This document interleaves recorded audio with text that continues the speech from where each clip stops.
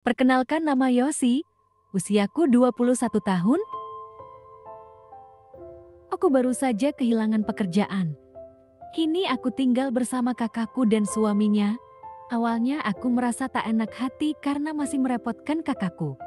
Tapi kakakku yang memaksaku untuk sementara tinggal bersamanya sampai aku mendapatkan pekerjaan lagi. Selama aku tinggal di sana, aku membantu mengurus rumah. Karena kakakku dan suaminya sama-sama bekerja. Kakakku bernama Maya, 26 tahun, seorang perawat, dan suaminya Dio, 27 tahun. Bekerja di perusahaan, hubungan kami sangatlah dekat karena kami berasal dari satu kampung. Aku sudah tinggal bersama mereka sudah 3 bulan lamanya. Sebenarnya aku ingin pulang ke kampung halaman. Karena tak kunjung dapat pekerjaan, meskipun Maya dan Dio tak merasa keberatan aku tumpangi. Namun aku merasa tak enak, karena terkadang aku harus berdua dengan Dio saat Maya jaga malam. Akan tetapi Maya selalu menyuruhku untuk tak putus asa. Akhirnya aku memutuskan sebulan lagi untuk bertahan. Jika 1 bulan aku belum dapat pekerjaan, aku akan pulang saja. Tapi baru 1 minggu, Dio mengabariku bahwa perusahaan tempat dia bekerja sedang membuka lowongan. Aku diminta untuk membuat lamaran. Aku pun mencoba peruntunganku di perusahaan itu. Pagi itu aku dan Dio berangkat bareng. Seperti biasa sepanjang jalan kita mengobrol. Entah kenapa dengan Dio pagi itu, sepanjang jalan dia menggombal. Dan anehnya aku merasa baper dengan sikapnya itu. Sampai di perusahaan, Dio mengenalkanku dengan atasannya. Tak lama dia pun masuk kerja sedangkan aku menunggu interview. Setelah beberapa jam, akhirnya aku dipanggil. Aku lolos dalam interview itu. Aku pun sangat senang, akhirnya aku bisa bekerja kembali. Aku pun mengirim pesan ke Dio. Aku bilang bahwa aku lolos interview dan besok aku sudah bisa masuk bekerja. Dio membalasnya, dia menyuruhku untuk menunggunya sampai jam istirahat, sekalian dia mau mengajakku makan siang. Aku pun mengiyakan permintaan Dio itu, karena sebentar lagi jam istirahat. Akhirnya Dio pun istirahat dan menghampiriku. Kita makan siang bersama di warung makan tak jauh dari kantor. Kami pun makan siang bersama. Di luar dugaan saat itu di sela makan siang, Dio mengutarakan perasaannya kepadaku. Aku kaget dengan ucapannya itu. Namun entah mengapa aku juga menerima semuanya. Aku juga mempunyai perasaan yang sama kepadanya. Selama ini aku diam-diam mengagumi Dio, tapi aku sadar dia adalah suami kakakku. Tapi setelah mendengar bahwa Dio juga punya perasaan yang sama, akhirnya aku sepakat dengan Dio untuk menjalani ini semua.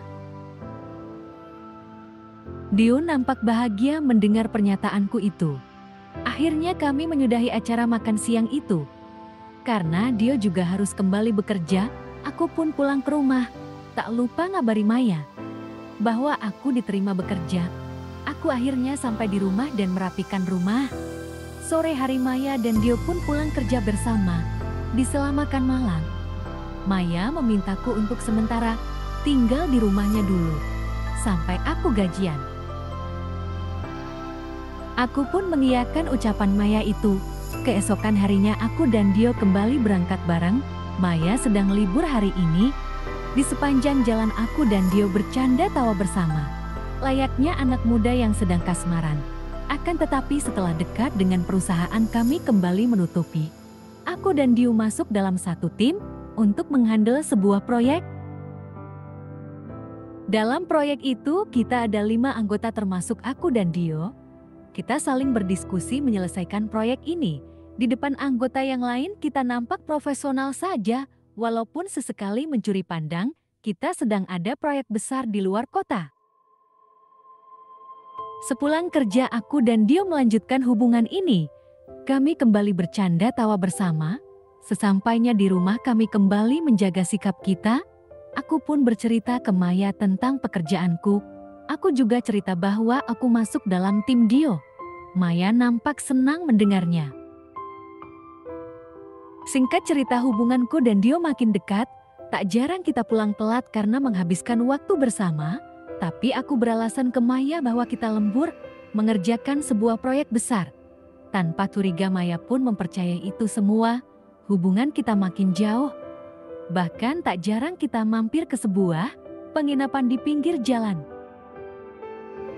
Perasaanku makin hari makin dalam. Bahkan tak jarang aku menahan cemburu saat Dio bersama Maya. Sampai di suatu ketika aku, Dio dan Wanda, salah satu tim kami, pergi ke proyek kita keluar kota. Aku pun izin dengan Maya saat itu bahwa kita akan pergi bertiga. Dan beberapa hari menginap di luar kota. Maya pun memperbolehkan itu. Akan tetapi saat keberangkatan, Wanda meminta izin tak bisa ikut karena anaknya sedang sakit. Wanda tak bisa jauh-jauh dari anaknya. Akhirnya aku dan Dio pergi berdua saja. Meskipun saat dalam bekerja kita sangat profesional, namun di luar jam kerja kami memanfaatkan momen ini. Aku sangat bahagia saat itu. Aku bisa bersama Dio 24 jam tanpa ada yang mengganggu. Bahkan kami sengaja membuat sedikit masalah di proyek ini agar mendapatkan tambahan waktu di sana. Singkat cerita, aku sudah gajian dan aku memilih untuk tinggal sendiri. Aku mencari sebuah kontrakan tak jauh dari tempat kerja.